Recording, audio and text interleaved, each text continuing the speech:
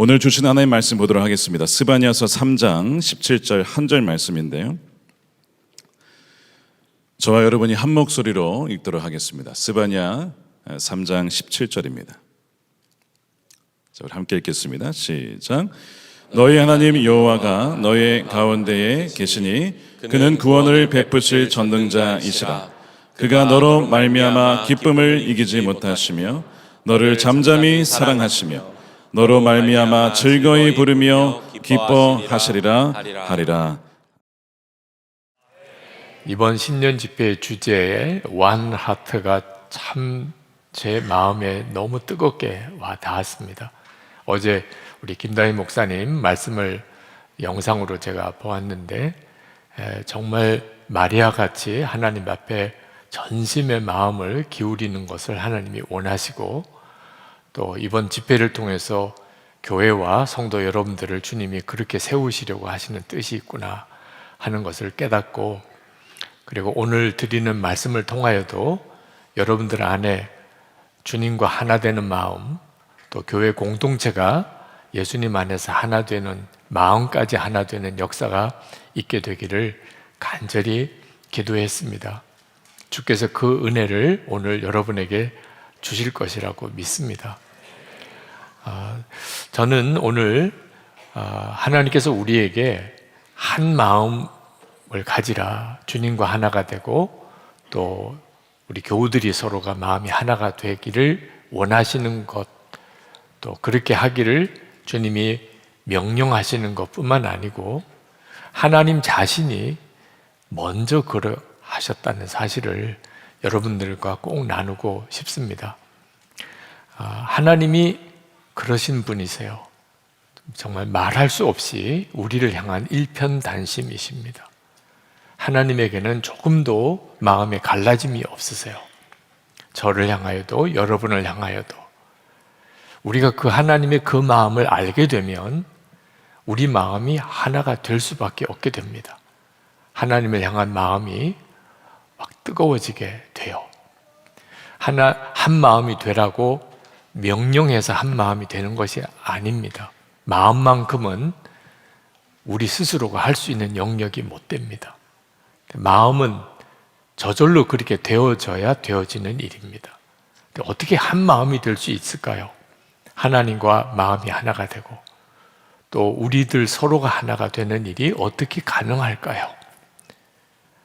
우리가 우리를 향한 하나님의 마음을 알게 될 때, 그때 우리 자신이 확 바뀌게 됩니다. 그래서 저는 오늘 여러분들에게 다윗이 고백했던 시편 27편 4절, 다윗이 그런 은혜를 받았기 때문에 다윗이 오직 하나님만을 갈망하는 한 평생을 살았습니다. 다윗의 소원은 하나님밖에 없었어요. 그래서 하나님이 그를 통일 이스라엘의 왕으로도 세우고 주변을 다 평정하고 위대한 다윗 왕국을 시작하게도 하신 거예요. 시편 27편 4절 말씀 제가 읽겠습니다. 내가 여호와께 바라는 한 가지 일, 그것을 구하리니 곧 내가 내 평생에 여호와의 집에 살면서 여호와의 아름다움을 바라보며 그의 성전에서 사모하는 그것이라.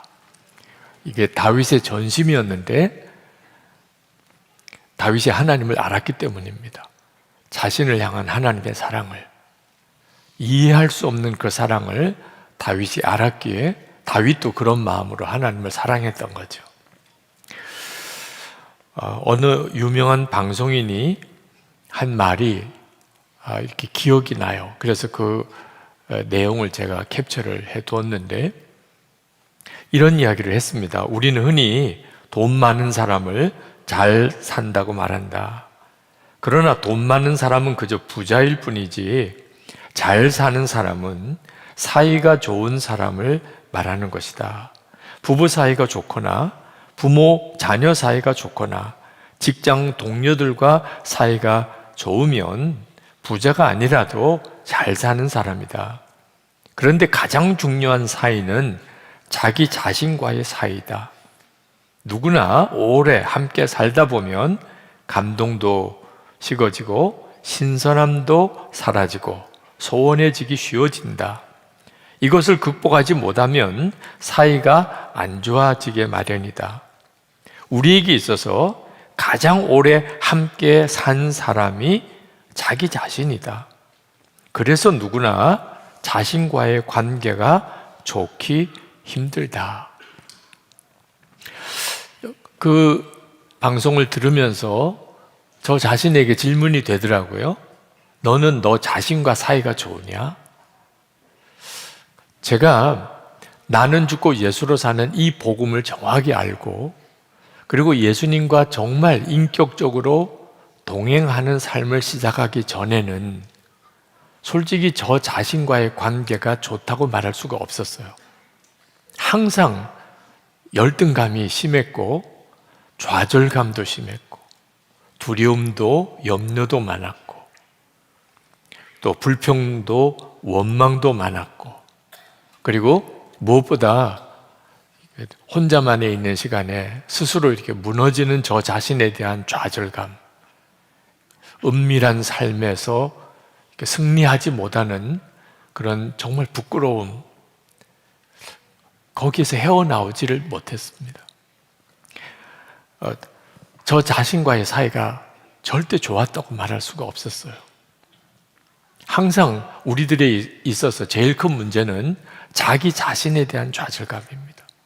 환경도 그렇고 주변 사람도 그렇고 우리에게는 여러 가지 많은 어려운 문제들이 많지만 제일 심각한 문제는 자기 자신이에요. 자기 자신에 대한 좌절감이 모든 문제를 일으키는 겁니다.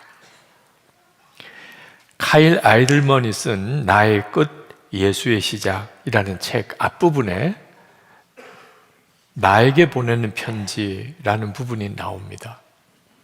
제가 그 부분을 읽어드릴게요. 조금 길지만 오늘 제가 인용하는 내용들이 조금 긴 내용들이지만 잘 집중해서 들어보시기 바랍니다. 나에게 널 안지도 내 나이만큼 오래되었지. 형제보다도 가까운 친구가 있다고들 하는데 꼭 우리를 두고 하는 말 같아. 돌이켜보면 난 널 참 잘 대해줬어. 그렇지 않니? 내가 세상 누구보다도 널 가장 먼저 챙겼잖니? 나한테는 항상 네가 최우선이었어. 학교에서도 내가 좋아하는 것을 챙겨주려고 애썼지. 넌 특히 관심 받기를 좋아했어. 그래서 난 모든 관심을 내게 집중시키려고 별짓을 다 했지. 인터넷에 내 멋진 모습을 담은 사진만 올리면 누구나 내가 꿈 같은 삶을 살고 있다고 믿잖아. 사람들이 너에게 쓴 댓글을 보고 괴로워할 때 난 그 사실을 철저히 비밀에 붙이려고 노력했어. 난 내 행복을 위해서라면 물불을 가리지 않는 친구였어. 그런데 그거 아니? 내가 소박한 시골 소년이었을 때 그나마 내 기분을 맞추기가 훨씬 편했어. 그때는 사탕 하나면 끝이었었지.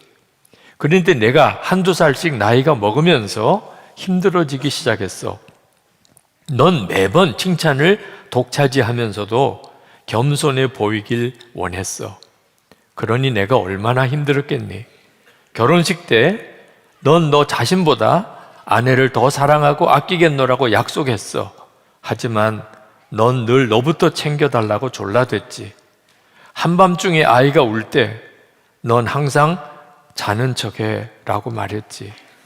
그러면 난 아내보다 널 더 위하고 말지.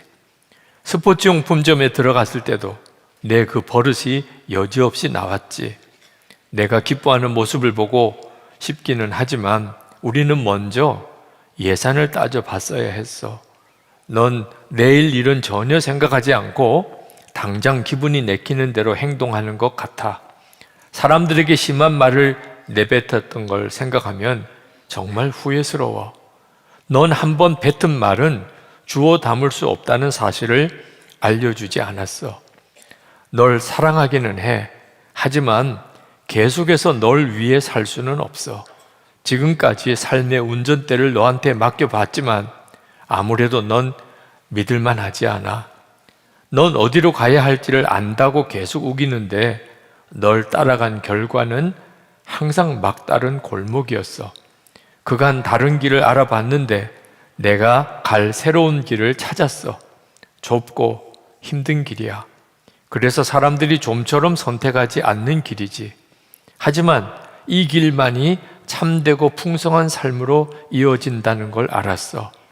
마지막으로 할 말이 있어. 차마 입이 떨어지지 않지만 널 데리고는 이 길을 갈 수가 없어. 그래서 이제 너와는 끝이야. 자, 이 편지를 읽으면서 참 많은 생각을 했습니다. 우리 자신이 우리 자신에 대해서 하는 말이에요. 우리 자신이 자기 자신에 대하여 너무나 많은 실망과 좌절을 겪고 결국은 포기 상태에 빠져버린 그런 내용을 문학적으로 잘 표현한 글이었어요. 우리의 문제는 우리가 우리 자신을 사랑하지 못한다는 것입니다. 그러니까 하나님도 나를 사랑할 것이라고 믿어지지 않는 거예요. 내가 나를 사랑하지 못하는데, 내가 어떤 존재인지를 내가 너무 잘 아는데 하물며 하나님이 나를 사랑하신다고. 설교는 들어요. 성경에서 보기도 합니다. 문제는 믿어지지가 않는 겁니다. 자, 우리가 이런 상태에서는 한 마음이 되는 게 불가능해요. 하나님께 내가 마음으로 하나님을 뜨겁게 사랑하며 하나님이 원하시는 것은 내 소원이 되어는 이런 역사는 그냥 설교에서만 듣는 거인 거죠. 다른 사람들과 정말 하나가 되어지는 일은 그건 이론적으로만 존재하는 것. 실제로 우리의 삶은 가까운 가족들끼리 끊임없이 서로 하나 되지 못하고 교인들끼리 끊임없이 서로 갈등하고 가장 중요한 주님과의 관계가 계속 실패인 거죠. 그렇게 우리가 또 한 해를 이렇게 맞이하게 되는 겁니다. 그러나 여러분, 만약에 우리가 그런 나를 하나님이 얼마나 사랑하시는지를 알게 되는 순간에 인생은 확 바뀌게 돼요. 이건 말이 안 되잖아. 상상도 못하는 일이었어요. 어떻게 나를 하나님이 사랑하시지? 이게 진짠가? 그때부터 인생은 확 바뀌어요. 오늘 밤에 저는 우리 사랑하는 선한목자교회 모든 성도들이 그 은혜를 누리게 되기를 원하는 거예요. 우리에게 이미 주어진 은혜예요. 그러지 않았는데 하나님이 오늘 우리에게 그런 은혜를 주시는 게 아닙니다. 여러분 중에 한 사람도 예외 없이 다 그 은혜를 받고 있어요. 그 사실이 정말 믿어지는 것.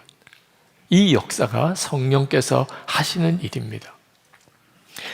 어떤 여자분이 이런 글을 썼습니다.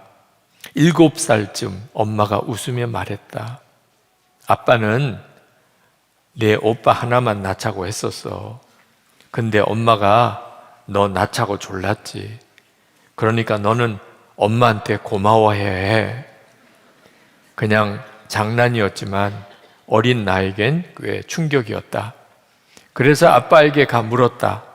아빠, 진짜 나 낳지 말자고 했었어? 아빠는 웃으며 말했다. 넌지 몰랐지. 이유는 모르겠는데 그 한마디에 마음이 싹 풀렸다. 자, 오늘 이 역사가 여러분에게 있기를 축복합니다. 네. 하여튼 뭔지는 잘 모르겠는데 마음의 정서가 확 풀리는, 하나님 나 정말 사랑하시는구나, 이게 확 믿어지는, 하나님 나 주목하시고 계시구나, 이게 심령 속에 확 와닿는. 그러면 뜨겁게 하나님을 사랑하는 마음이 어렵지 않아요. 하나님 말씀대로 사는 거 절대 어렵지 않아요. 그리고 옆에 있는 다른 사람들을 품는 일이 쉬워져요. 하나님이 나를 사랑하는 것이 정말 놀라운 일이에요. 제가 저 자신을 향한 하나님의 사랑에 대하여 이런 정말 확 눈이 열리는 은혜를 체험했던 것이 2014년 제가 안식년을 이스라엘에서 보냈을 때예요.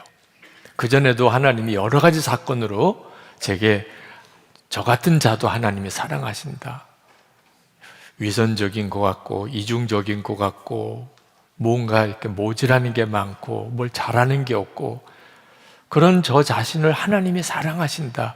그런 사건들이 여러 번 저에게 있긴 했었지만 결정적인 사건이 2014년 이스라엘에서 40일 동안 안식년을 기간 동안 보냈을 때였습니다. 그때 하나님께서 저를 얼마나 사랑하시는지를 정말 가슴에 확 와닿았어요. 참 놀라운 것은 그게 일기 속에 다 기록되어 있다는 거예요. 제가 여러분에게 일기를 쓰시도록 그렇게 권했던 일이 저 자신에게 이렇게 놀라운 줄은 몰랐어요.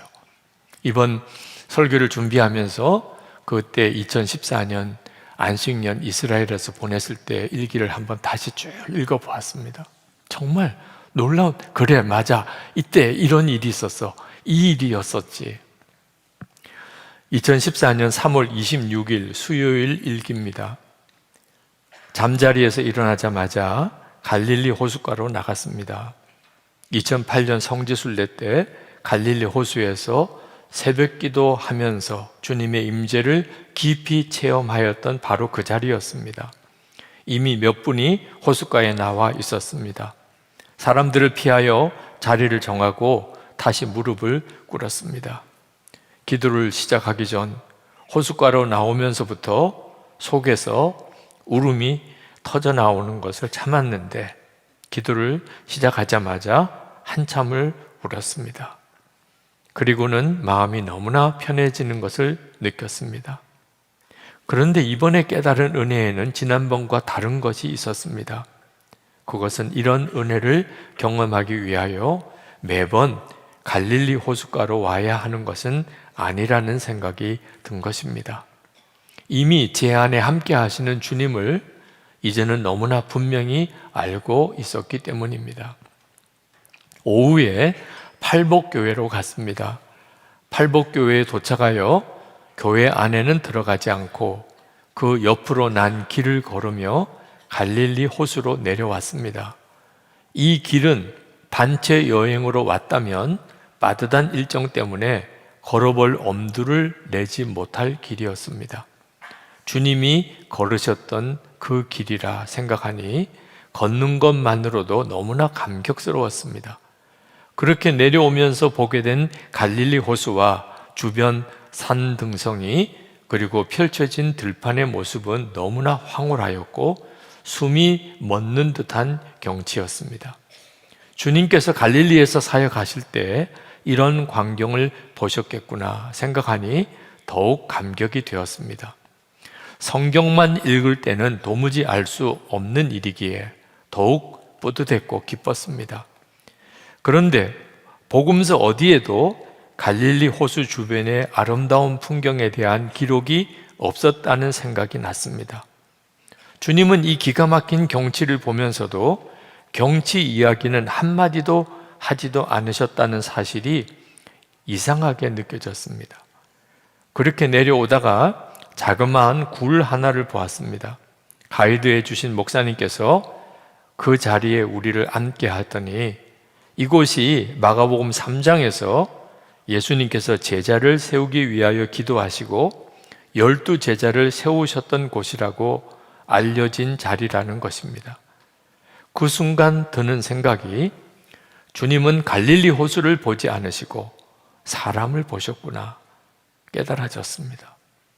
생각해 보니 항상 하나님의 나라를 바라보시는 분이 이 세상 경치가 눈에 들어오셨겠습니까? 우리 주님의 눈에는 경치가 중요한 게 아니었습니다. 주님의 눈에는 사람이 보였습니다. 제자들이 보였고 구원할 사람들의 영혼이 보였습니다. 주님은 제게 이스라엘의 유족을 둘러보되 유족에만 정신 팔지 말고 하나님의 나라를 바라보고 사람의 영혼을 보아야 한다는 것을 깨우쳐 주심을 알았습니다. 저는 갈릴리 호숫가에서 기도하면서 주님이 저와 함께 하신다 하는 것에 대해서 머리로가 아니고 가슴으로 느껴지는 은혜를 이렇게 눈을 떴습니다. 그리고 이 팔복 교회 워낙 관광객들이 많았기 때문에 또 한 번 가본 곳이었기 때문에 그 교회 안을 구경하고 싶은 마음은 없었고, 예수님이 걸으셨다는 그 길은 지금도 여전히 있어서 그 길을 따라 내려가면서 주님은 사람을 보시는구나 하는 사실에 대해서 전율할 만한 눈이 열렸어요. 그러면서 나를 그렇게 보시겠구나, 그게 깨달아졌어요. 뭐라고 이렇게 설명을 특별히 할 것도 없이 갑자기 주님이 나를 그렇게 보고 계시는구나. 그러면서 이 스바냐 3장 17절 말씀이 생각이 난 거예요. 너희 하나님 여호와가 너희 가운데 계시니 그는 구원을 베푸실 전능자이시라. 그가 너로 말미암아 기쁨을 이기지 못하시며 너를 잠잠히 사랑하시며 너로 말미암아 즐거이 부르며 기뻐하시리라 하리라. 저는 수없이 잘 알던 이야기 있죠. 근데 그때 그 이스라엘 성지순례를 이제 단체 여행으로 다니는 게 아니고 가이드 목사님과 함께 저희 내외와 그렇게 쭉 걸으면서 제 심령 속에 저를 주목하시는 하나님을 너무나 놀랍게 눈이 뜨였어요. 그 다음날 일기입니다. 2014년 3월 27일 목요일, 오늘 헐몬산에 다녀왔습니다. 이스라엘의 최북단 시리아와의 국경에 있는 해발 2815m 정도 되는 산입니다. 눈이 덮인 헐몬산이 가까이 보이는 전망대에 올라보니 산 아래로 시리아 땅이 보였습니다. 그때 가이드 목사님이 시리아 땅에 보이는 큰 도시를 가리키면서 저기 보이는 성읍이 다메섹입니다 하였습니다. 그리고 길 하나를 가리키면서 저 길이 이스라엘에서 다메섹으로 가는 유일한 길입니다. 바울도 저 길로 다메섹에 갔을 것입니다 하였습니다. 다메섹으로 가는 길, 어디에선가 예수 믿는 사람을 잡으려고 혈기등등하여 가던 바울이 강한 빛 가운데 임하신 주 예수님을 만났던 것입니다. 그때 다메섹으로 가는 길을 한참 내려다 보았습니다. 주님께서 저에게 무엇인가 말씀하시는 것이 있다는 느낌을 받았기 때문입니다. 그리고 그것은 금방 깨달아졌습니다. 주님께서는 아름다운 자연도 아니고 큰 산도 아니고 큰 성읍도 아니고 오직 다메섹으로 가는 바울만 보셨던 것입니다. 그는 스데반을 죽인 장본인이었고 예수 믿는 자를 무섭게 핍박하는 자였지만 주님의 눈에는 사랑스러운 종이었습니다. 헐몬산에 올라갔을 때 주신 은혜도 컸습니다. 주님께서 변형된 모습을 보이신 산이 높은 산이라고 언급하였을 뿐 정확히 어떤 산인지 성경에 언급되지 않았지만 대체로 헐몬산이나 다볼산일 것으로 추측하고 있다고 합니다. 헐몬산이나 다볼산이나 높은 산이라서 오르기 쉽지 않은 산입니다. 리프트를 타고 헐몬산으로 올라가는데 너무 추웠습니다. 산 정상 부근에서 주님을 묵상하는데 여기서 베드로가 여기 있는 것이 좋사오니 하였다는 것이 정말 어이없다는 생각이 들었습니다. 여전히 눈이 덮여있는 거칠고 황량한 돌산입니다. 시리아 레바논 국경인지라 더 을씨년스러운 곳이었습니다. 그런데 어찌 여기 있는 것이 좋사오니 라고 말할 수 있단 말입니까? 주님과 함께 있다.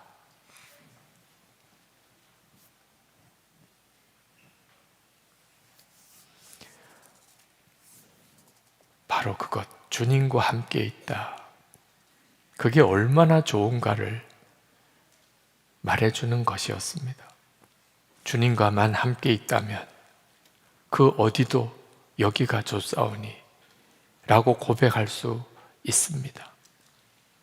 그렇습니다. 제가 주님과만 함께 있다면 어디든지 다 좋을 것을 믿습니다.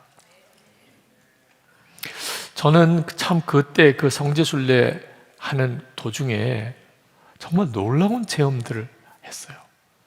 주님이 저를 주목하시는 것, 그리고 그 주님 한 분이면 그리고 진짜 충분한 것. 근데 여러분, 저 개인적인 그 성지순례 때 받았던 은혜에 대한 고백이지만 저만 아닙니다. 오늘 여기 계신 여러분은 회중석 속에 지금 이렇게 다 앉아 계셔서 어떤 특별한 한 사람을 지칭하기가 참 어렵지만 저와 여러분 자신과 1대1로 지금 만나고 있다고 생각하고 말씀드리고 싶습니다. 주님은 여러분을 주목하십니다. 여러분이 아무리 지금 앞사람에게 숨어 있어도 저는 못 보지만 주님은 위에서 보시니까 다 아십니다. 지금 휴대폰 보시는 분도 정확하게 주님이 아십니다. 피할 길이 없습니다. 왜냐하면 주님의 관심은 사람에게 있습니다. 다메섹으로 가던 바울은 핍박자였습니다. 그래도 주님의 관심은 그에게 있었고 그를 사랑했습니다. 하물며 오늘 신년 집회에 나와 있는 여러분들을 주님이 어찌 기뻐하고 사랑하지 않겠습니까? 많은 분들이 예수 동행 일기를 죄 고백 일기 아닌가 그렇게 생각을 합니다. 그래서 쓸 자신이 없다는 거예요. 내 부끄러운 모습을 다른 사람에게 보여주는 게 너무 힘들다는 거예요. 완전히 오해하고 있는 겁니다. 예수 동행 일기는 죄 고백 일기 아닙니다. 오히려 나를 사랑하시는, 이해 안 되는 은혜를 주시는 주님의 은혜 일기예요. 얼마 전에 예수 동행 일기를 쓰면서 자신의 죄된 모습은 감추게 되고 좋은 면만 자꾸 쓰게 되는 것이 너무 가식적이라고 여겨져서 일기 쓰기를 중단했다는 장로님이 있다는 말을 들었습니다. 그 장로님이 참 정직하고 신실한 분이었죠. 저도 그 고민을 여러 번 했었습니다. 근데 그 장로님의 심정을 충분히 이해하지만 그 장로님이 자기가 정말 믿는 하나님이 아버지라는 사실을 조금이라도 생각했다면 아마 그 고민에서 금방 벗어났을 거예요. 여러분에게도 동일기를 써야 되는데 내 부끄러운 거, 허물, 내 잘못 그런 것들을 일기 속에다가 이렇게 쓰고 어떻게 이걸 공개하냐 이런 고민이 있으신 분들은 여러분의 일기의 고백의 대상인 하나님이 아버지라는 사실을 기억하셔야 돼요. 만약에 여러분의 자녀가 나는 죄인이에요. 나는 정말 엉터리 같은 놈이에요.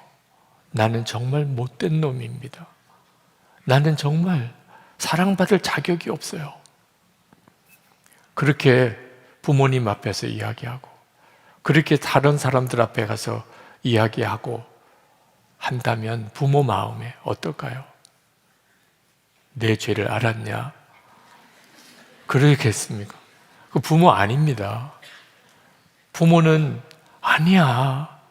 너 절대 그렇지 않아. 넌 정말 훌륭한 아이야. 너는 앞으로 정말 좋은 사람이 될 거야. 나는 너의 장점을 잘 알아. 다른 사람들에게 우리 아이 착한 아이예요. 우리 아이가 얼마나 좋은 아이인지는 정말 제가 잘 알아요. 여러분, 부모는 당연히 자녀들의 허물은 가려주고 그 아이의 좋은 점은 드러내고 싶어 해요. 그게 부모 마음이에요. 하나님이 우리 아버지시라니까요. 삭개오에게 주님이 그렇게 하셨잖아요. 삭개오의 허물을 들춰내고 너가 내 죄를 알아야지 어떻게 네가 나를 집에 오라고 하느냐? 내가 너의 집에 갈 것 같으냐? 주님 그렇게 말씀 안 하셨잖아요.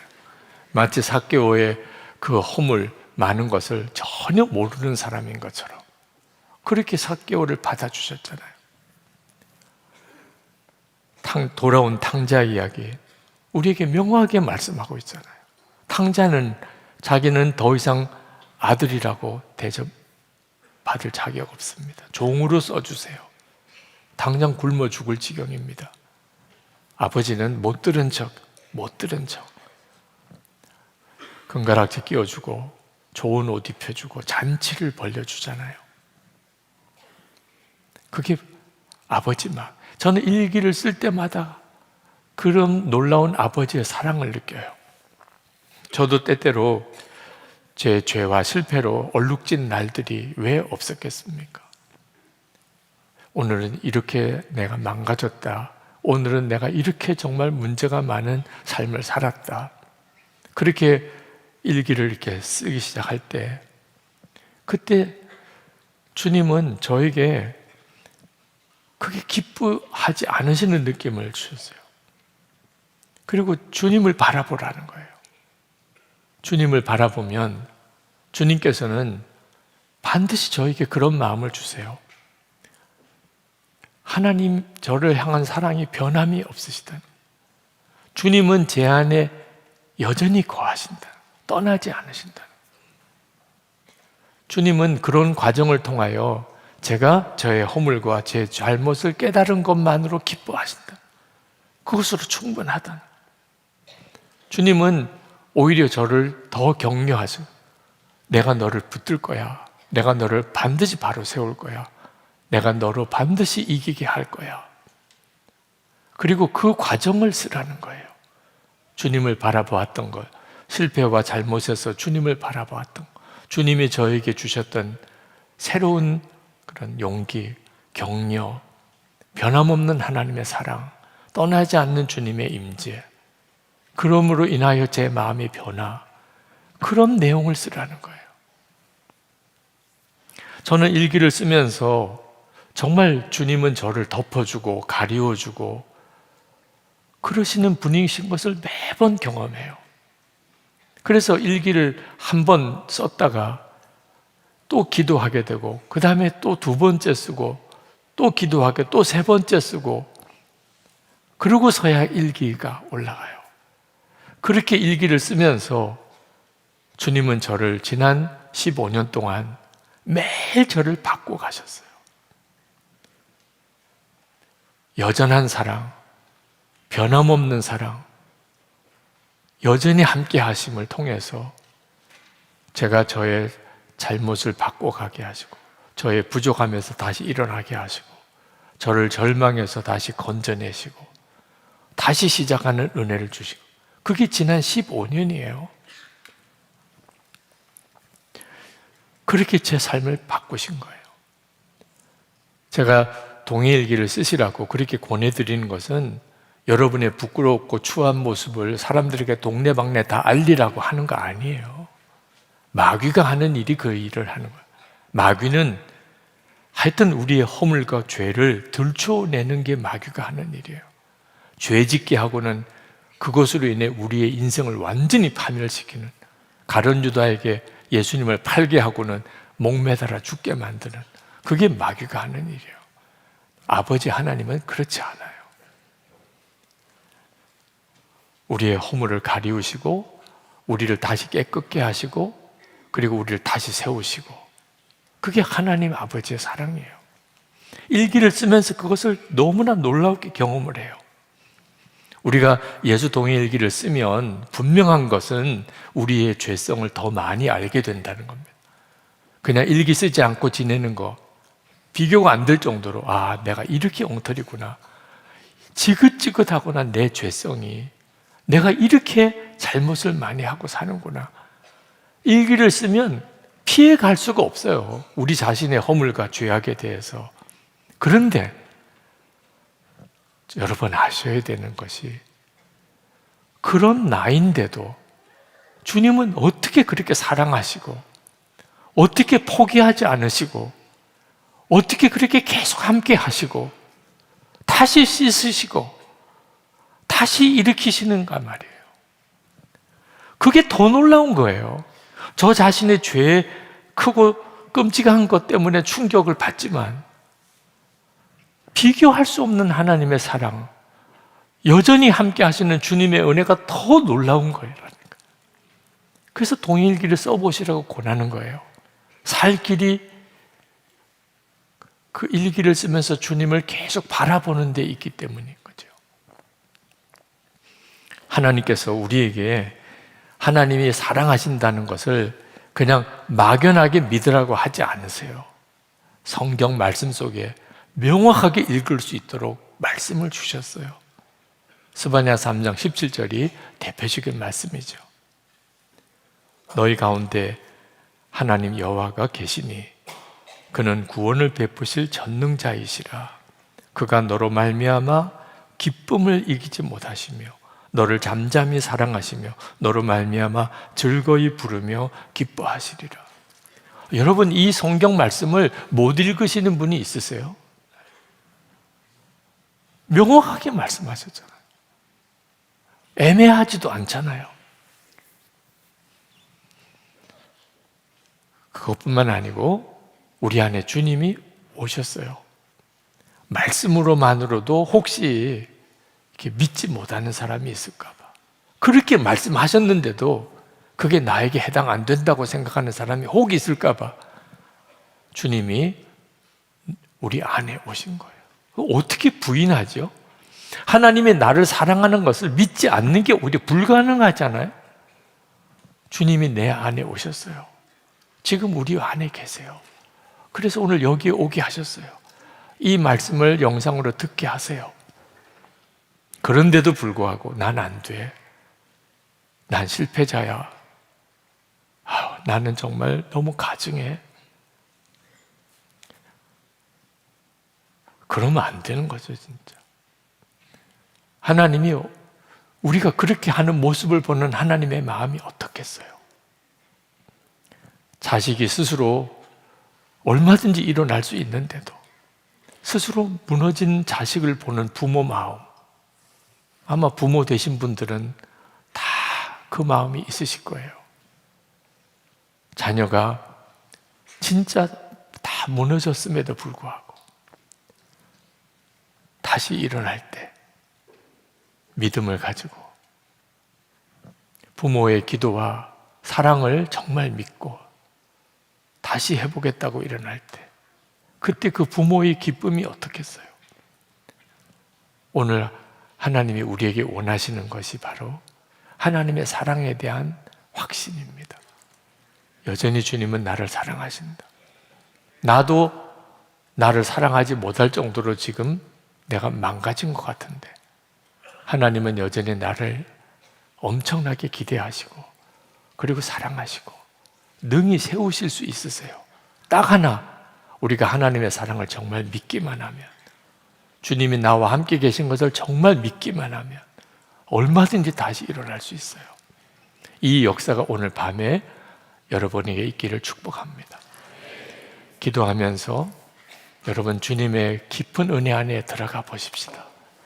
우리 찬양, 내가 너를 얼마나 사랑하는지 너는 아느냐, 송명희 시인이 작사한 찬양인데 우리 찬양팀이 먼저 한번 불러주세요. 여러분들이 처음부터 따라하지 않으셔도 좋습니다. 그냥 찬양팀의 찬양을 처음에는 들으셔도 좋아요.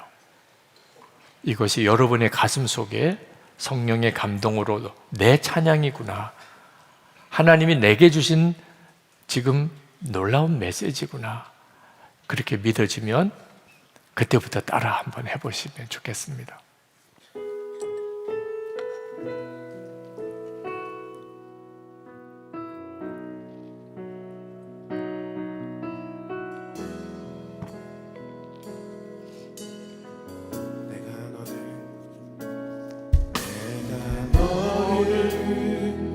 얼마나 사랑하는지 너는 아느냐.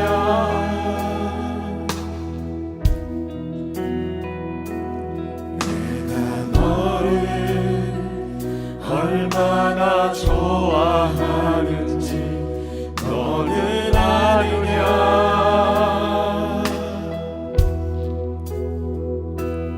내가 너를 얼마나 기다렸는지 너는 아느냐.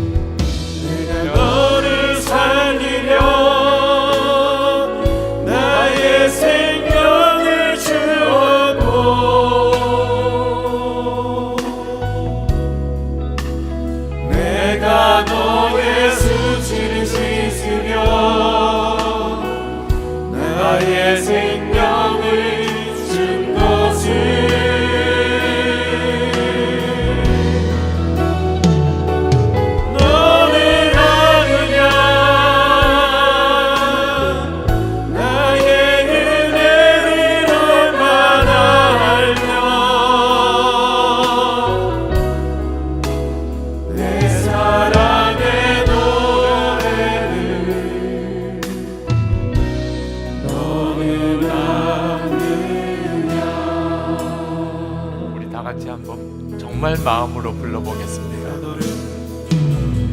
너를 얼마나 사랑하는지 너는 아느냐.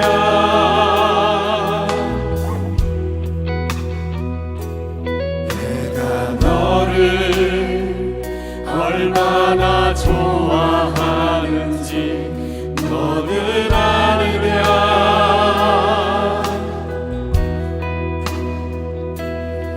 내가 너를 얼마나 기다렸는지 너는 아느냐.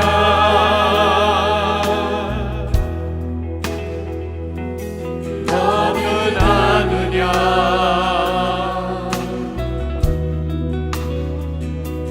너는 아느냐.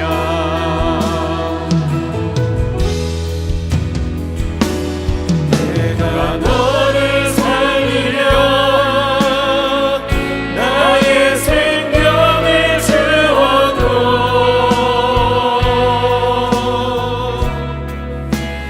내가 너의 수치를 씻으며 나의 생명을 준 것을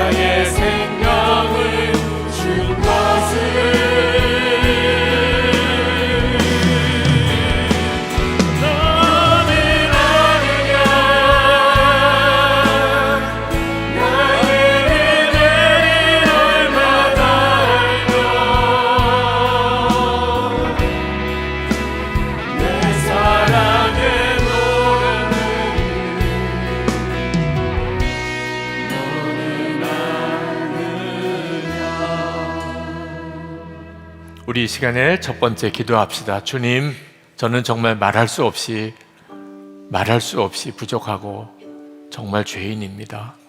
그러나 일편단심 저를 사랑하시는 아버지 하나님께 마음을 활짝 엽니다. 스바냐 3장 17절 말씀이 나의 고백, 나의 노래가 되게 해 주옵소서. 우리 주여 한번 부르짖고 기도하겠습니다. 주여! 할렐루야. 그리고 놀라우신 하나님의 은혜, 하나님의 역사를 우리 가운데 도와주시기를 원합니다. 아버지 하나님, 우리의 어머니가 부족함이 말할 수 없이 크고, 하나님, 우리의 어머니 하나님 주님의 우리를 향한 하나님 참단심의 하나님의 사랑, 하나님 이제는 분명하게 믿어 깨달아지고 하나님 고백되게 하여 주시기 원합니다. 하나님을 향한 우리의 마음 활짝 열리게 하여 주시고, 하나님을 향한 우리의 마음 하나님 뜨겁게 일어나게 하여 주시기 원합니다. 그분은 3장 17절 우리를 향하여 정말 기뻐하시고 하나님 사랑하시고 하나님 우리를 위하여 즐거워하시는 하나님 주님의 사랑, 하나님의 사랑이 나의 믿음, 나의 고백, 나의 확신이 되게 하여 주시기 원합니다. 오늘도 하나님 사모하며 갈망하며 하나님 앞에 나와 기도하며 사랑하는 성도들 하나님의 도와주셔서 주의 은혜의 장중에 하나님 무대하시기를 원합니다. 하나님 말씀을 확신 가운데 두게 하여 주소서. 하나님 확신 가운데 더 들어가게 하시고 하나님의 놀라운 은혜 가운데 온전히 채워주소서.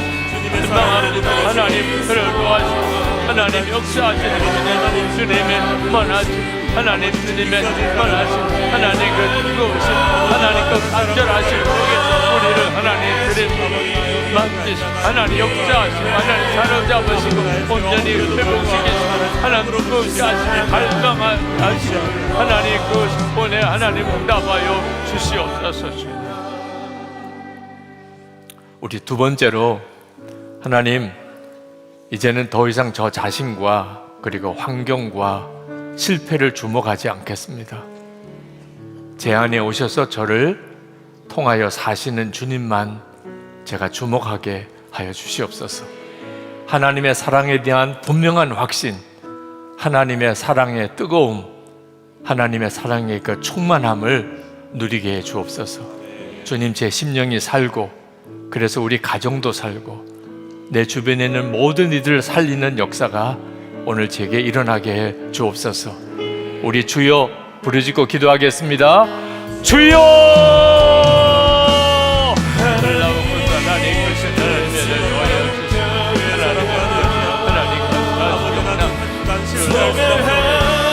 아버지, 나는 연약하여 무너질 수밖에 없고 문제 속에서 아버지 내 힘으로도 내 마음을 끊어낼 수가 없습니다. 그렇기에 아버지, 나를 무너까지 하려고 내 안에서 나를 위하여 일하시고 아버지, 주님과 축복받는 힘만 바라보며 주의 사랑만을 의지하며 나아갑니다. 그럼에도 불구하고 사랑하시는 그럼에도 불구하고 여전히 변함없이 붙으신 하나님의 사랑을 아버지 의지하며 나아갑니다. 아버지, 나를 혼자 믿고 이기지 못하시고 아버지, 그렇게 사랑하시는 주님의 사랑만 의지하며 나아갑니다. 내 안에 주님이 나를 사랑하시는 데야 아버지, 무거운 삶과 회복되게 하옵소서. 아버지, 주님까지 사랑하시는 아버지, 주의 사랑으로 아버지, 내 아버지의 많은 신경을 아버지, 내 모든 삶의 아버지의 뜨거운 사랑으로 새롭게 하여 주옵소서. 충만케 하여 주옵소서.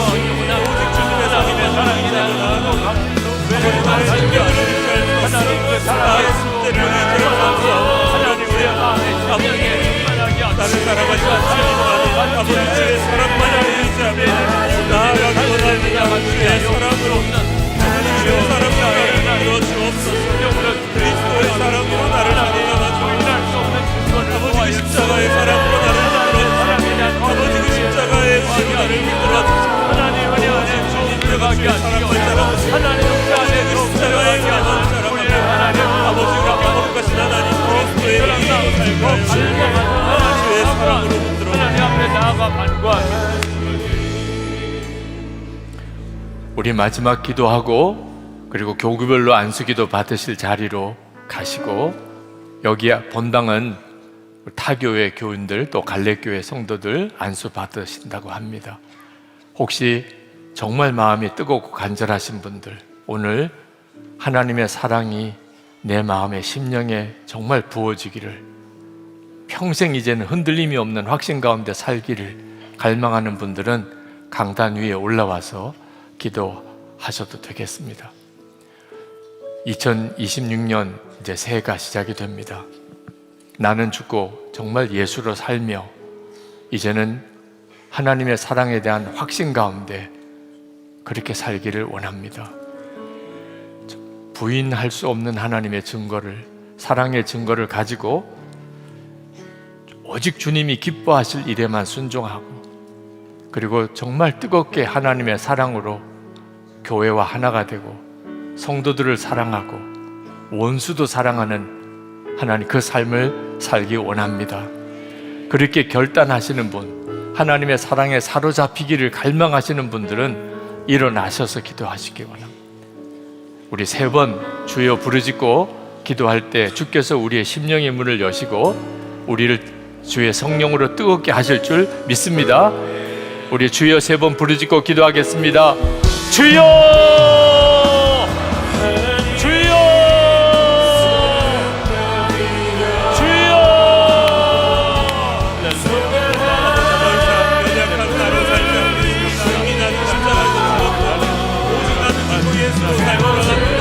아버지, 십자가 내가 더 이상 연약한 내 자아를 붙들고 사는 건 아니라 이미 십자가에서 예수로 사는 아버지 이 심령이 되게 하여 주옵소서. 아버지, 그리하여 더 이상 아버지 사랑하는